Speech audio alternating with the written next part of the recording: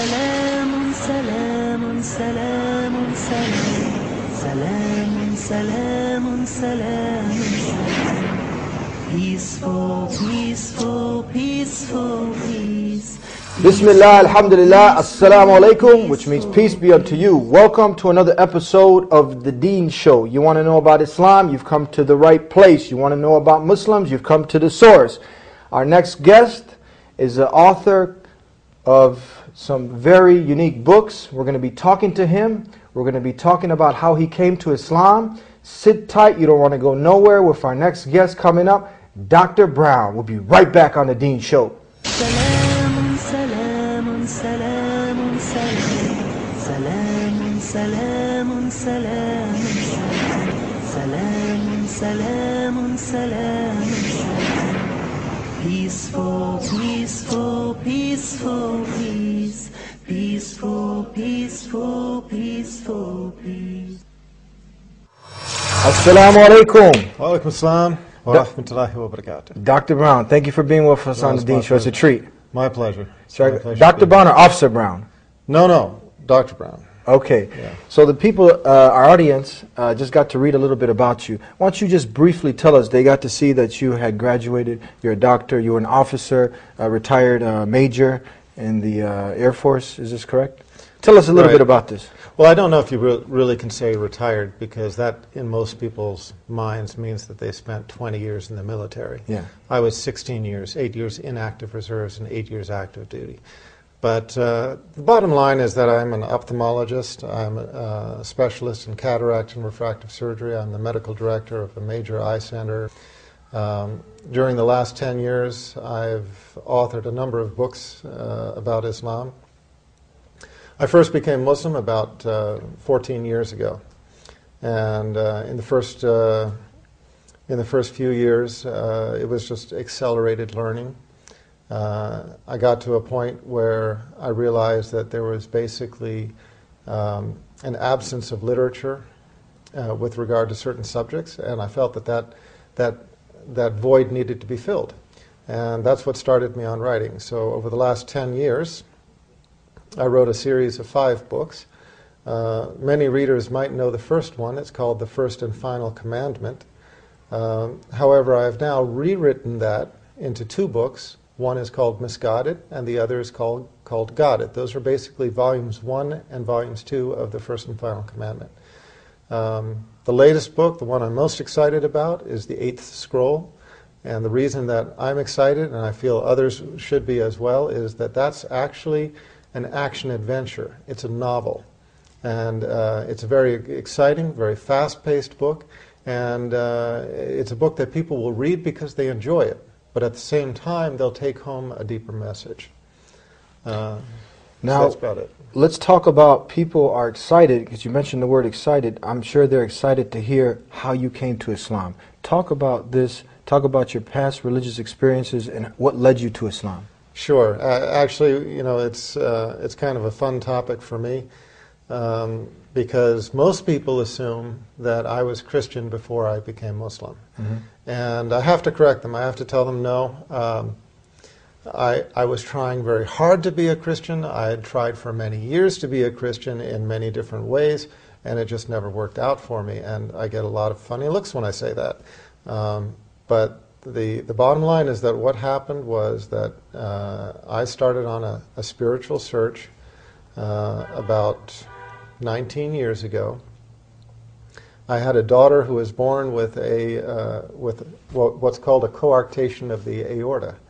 It's a lethal problem, meaning that a child born with this condition most often dies, and they usually die in a particularly bad way, meaning that they have open heart surgery, and then a few years later they repeat the open heart surgery, and then a few years later they repeat it. As the child is growing, they have to increase the size of the graft, and in the end these children die. So this was the first time when I got the news of her condition. This is the first time in my life I felt I had no control. I couldn't do anything about this situation.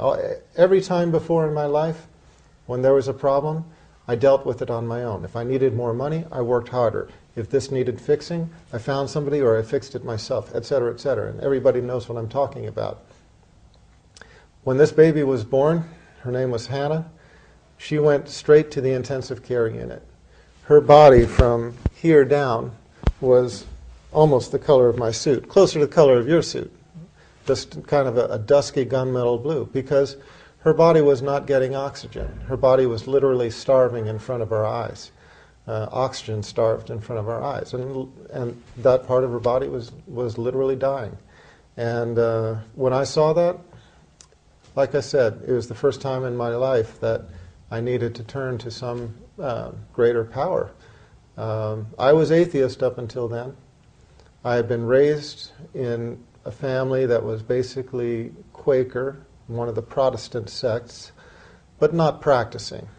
And I myself had never taken on any religion. So I had to leave the intensive care unit because they brought in a team of doctors, a team of specialists in the field. And while they were doing their thing, I just went to the prayer room. And for the first time in my life, I really prayed. And I prayed kind of the typical atheist prayer. There's a prayer called the prayer of the skeptic.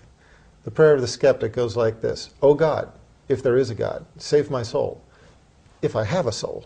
Yeah. Okay, that's the prayer of the skeptic. And most atheists, when they pray in this way. They say, "Oh God, if you are there," because they're not quite sure.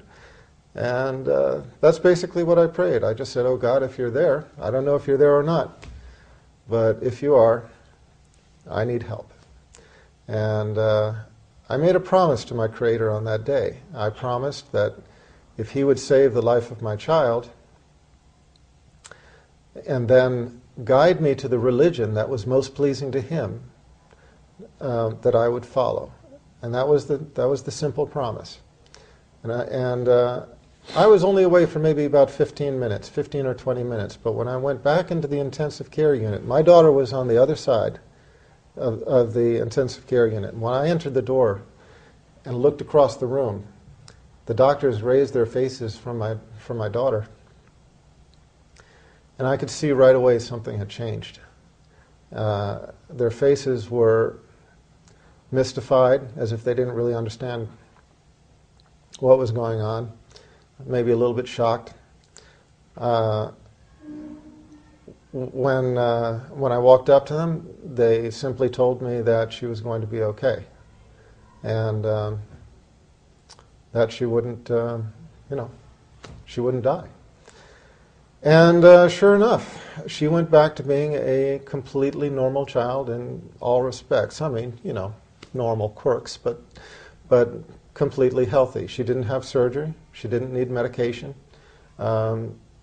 Just her condition completely reversed. And here's the thing.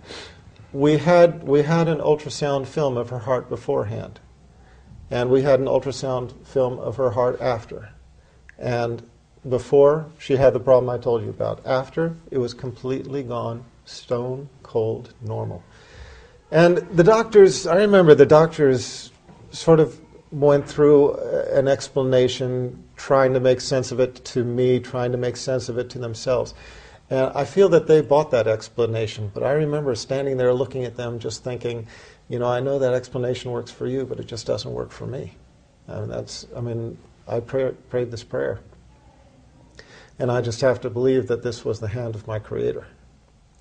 So I knew He had made good on His promise, and I had to make good on mine. So that started me on a religious search. And I thought I would find the truth in Christianity. I studied Judaism first. That led me to studying Christianity. I thought I'd find the truth there for years. I tried to convince myself. I tried to become Christian. I went to Seventh-day Adventist, Mormon, Quaker, Southern Baptist, Roman Catholic, Greek Orthodox. I don't know exactly how many different sects, how many different churches I went to trying to find the truth of Christianity. And I always kept coming up against the same thing. I always kept liking some part of it, but having trouble with others. And when it came down to the tenets of faith, I would talk to the priests, and I would say, well, how about this? And they couldn't explain it. And how about that? And they couldn't explain that. And well, what about this? they'd kind of shrug their shoulders, and I'd just say, well, you know, thanks anyway, and move on.